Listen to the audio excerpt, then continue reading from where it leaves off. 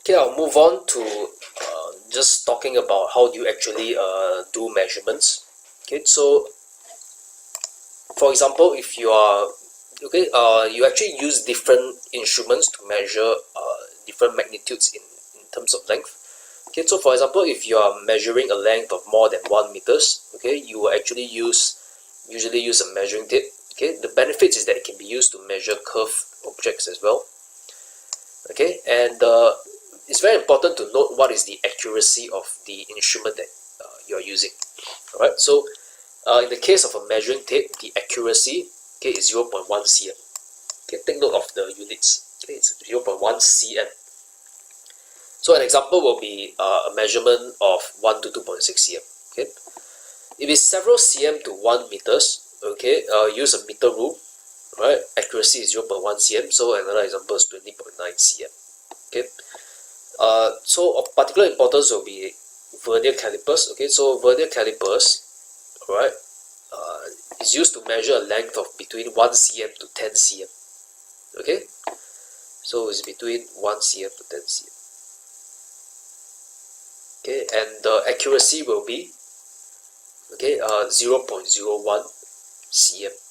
Okay, so for example, it will be 5.62 cm. Okay, the accuracy of 0.01 cm, so it will be 5.62 cm. Okay, the readings will be accurate to 2 decimal places. Alternatively, I can express cm in terms of mm. Okay, whereby 1 cm is equivalent to 10 mm. So I'll multiply this by 10 and I will get 0.1 mm. Okay, so I repeat how to convert cm to mm. Okay, 1 cm is 10 mm. So I multiply by 10, I jump the decimal place forward by 1, to the right by 1, I'll get 0.1 mm. Okay, and 5.62 cm is the same as I multiply by 10, 56.2 mm. Okay, so it's important to note that you can express the value in terms of cm or mm. Okay, a micrometer screw is used to measure values below 1 cm. Okay, so very important. Okay, micrometer screw gauge, they know what is used to measure, and the accuracy is 0.001 cm. Okay, so for example, it's 2.152 cm. Okay, and to express it as mm, just multiply by 10. Okay, so it's 0.01 cm. Okay, jump the 0 to the right by one digit. Okay, and you get 0.01 mm. And the example will be, once again, 2.152, I'll jump the decimal forward by 1 digit to the right. It will be 21.52 mm. Okay, so take note of the accuracies of these instruments. Okay, very important. So now we'll be talking about going into this concept of error. Okay, so you have to know what is the definition of error, right? So error is basically the difference between the actual value. It's the difference between the actual value meaning what is the correct value, okay, and the value obtained in measurement, the measured value, right? So if the measured value is different from, or is wrong, or is not accurate, and it deviates from the real or correct value, the actual value, then we say that there's an error. Okay, so there are two types of errors. One is systematic error and another type is random error. Okay, so a systematic error is an error that's cumulative. Okay, why is it cumulative? Because it shifts all measurements in a systematic way, okay, such that the mean value is displaced. Okay, what does that mean? Okay, so for example, if all of the values, for example, is greater by maybe plus 0.01 cm, okay, this is a systematic error of 0.01 cm, positive error. So all the values, let's say if I have the first value, the actual value is 1, actual value is 2, actual value is 3, actual value is 4.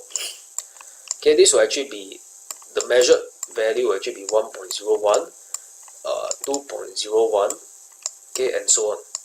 Alright, 3.01 and 4.01.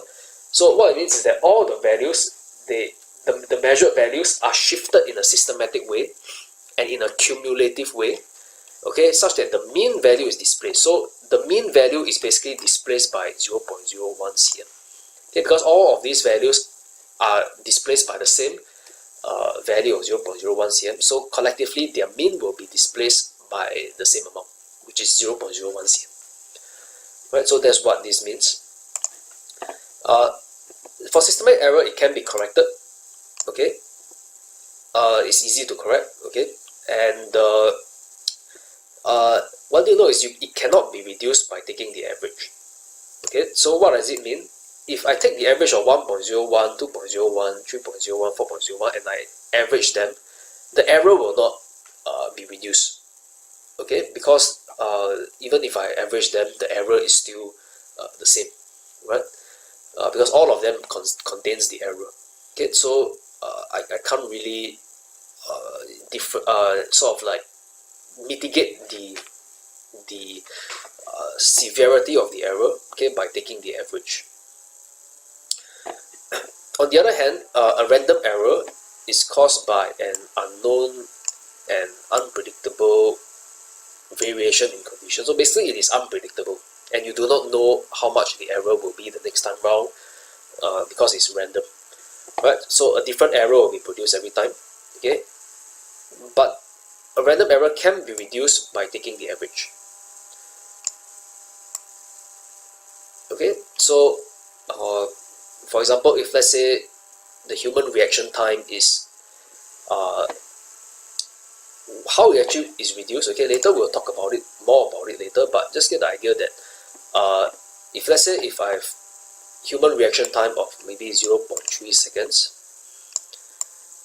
okay, so if I have two situations, okay, this if I just measure I take one reading versus 10 readings, right? Okay, if I just take one reading, okay, the error will just be 0.3 seconds, right? But if I take 10 readings, okay, and this error when I actually start and stop the watch, okay, it is an error of 0.3 second, right? But if I take 10 readings and then I divide it by 10, I take the average reading to get, okay, 1. This reading that I have after I divide by 10, okay, so basically 10, this I'm doing average over here, right? So basically I'm comparing this value over here, this 1 over here, whereby I'm just taking one reading, versus this one reading over here, whereby I take is the average value, okay, of several readings that I've made. Okay, this 0.3 second over here will be divided proportionately, okay, because it is reduced by 10 times, right? And therefore the amount of error that I will have over here will be lesser, right? If I do the average. So that's what it means by I'll just explain this. I'll be explaining to you this in greater detail later on in this topic, but for now just have a rough idea of what it means by a random error can be reduced by taking the average. Okay. The reason for a systematic error is usually because of calibration. Okay, the measuring instrument is calibrated wrongly, whereas for random error is because you are using the wrong technique to measure, right? So if you are talking about human reaction time, for example, you are sort of like not reacting fast enough, okay, or maybe the way you are holding the stopwatch will cause you to have a greater magnitude of a reaction time. Okay, so that all goes to errors in technique of measuring. So, by example, an example of a systematic error will be zero error. Okay, this is when the starting point of measurement on the measuring instrument, okay, did not exactly start from the zero marking. Okay, so the starting point is not at 0. Okay, so if it's a positive 0 error, okay, the starting point is after the 0. If it's negative 0 error, the starting point is before the 0. Okay, so yeah, we'll go more in depth into 0 error very shortly. Okay, so just know that there is such a thing as a positive 0 error and a negative 0 error. Okay, and the formula to correct this is important. The formula to correct the 0 error will be the correct reading is just simply the measured reading minus the 0 error. So this is important. Okay, is minus the 0 error. Measurement minus away the 0 error. So you are taking away the 0 order. So measurement, you take away the order, you minus away the error, you get a correct reading. Okay. Parallax error is an example of a random error. Okay, so this is when the eye of the observer, the eye, is not perpendicular to the plane or the mark of the scale when taking it. So it's basically not perpendicular. Okay, you are not taking the reading with your line of vision perpendicular to it. So by right, it should be perpendicular to the scale. Okay, and if it's not perpendicular, you will have a 0 error as indicated by the crosses. Okay, so now we'll look at vernier calipers. Okay, so this is how a vernier caliper looks like, alright, in real life. Okay, so here are the components whereby these are, for example, this portion over here, they are the outer jaws. Okay, so these outer jaws, for example, if I have a ball, they are used to measure the external diameter of, for example, this ball. Okay, internal jaws, okay, which is this red portion here, okay, is used to measure the internal diameter. Okay, so imagine you have sort of like a tray over here. Okay, you want to measure the internal diameter of this tray. Okay, you will use these inner jaws to measure the internal diameter of this tray, right? This is the main scale, okay, and this is the sliding vernier scale. Okay, the difference is that in the main scale, each division of the scale represents 0.1 cm. Okay, so it will be 0.1, 0.2, da, da, da, then it will be 1, 1.1, 1.2, da, da, da, 2, 2.1, 2.2, 2.9, 3.0, 3.1, and so on. Each division represents 0.1 cm. In the sliding vernier scale, okay, over here, okay, it will be 0.01 cm. Okay, so basically, okay, we'll go in depth into how do you actually read the vernier scale. Okay, but just know that each division on the main scale is 0.1 cm, and each division on the vernier scale is 0.01 cm. Right? So actually, you'll be adding them up, okay, in order to get the final accurate reading to 2 decimal places, as we have learned above. Okay, but just know that this is the divisions on each of the scales, right? And here, lastly, is the tail, which is used to measure the depth of an object. Okay, so this is the depth. The tail will measure the depth. Okay, like this. Okay, so how do we actually read a vernier caliper? Okay, so once again, okay, just to recap, we have a main scale, okay, and a vernier scale, right? So if you actually use this, for example, to measure the ball, you will see that over here, this is where you actually take the reading. Okay, you look in this portion over here, right? This is where you actually get your reading.